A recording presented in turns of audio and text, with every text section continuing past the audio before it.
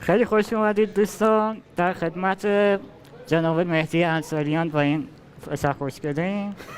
مهدی گفت من ازتون سوال بپرسم. الان شما شروع کردین. چه وضعیتیه؟ لطف‌بازی در نیارید.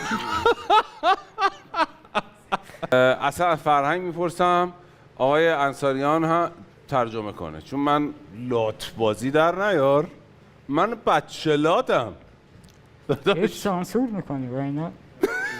یه چیزی میگفتم. خیلی رو اعصابش نرید، به نفع کل برنامه هستش به نظرم. آره این مقدار رعایت بکنید. استاد خیلی اعصاب درستی نداره چون. استاد خیلی لطف کردی. چه حسی به عید دارید؟ قصه خوبی. چی فرمودن؟ خیلی دوست داره عیدو، خیلی حال میکنه. اون فروردین که میاد بهاره و گلام میشکفن و هوا بهتره، خیلی حال خوبی داره، خیلی خوشحاله، دوست داره عیدو. استاد لباشون اینقدر تکون خورد. یه رب ترجمه داشت. خیلی اهل حرف زدن نیستن، نمیدونم چرا حالا مصاحبه اومدن، ولی من حالا کمکتون میکنم. بله.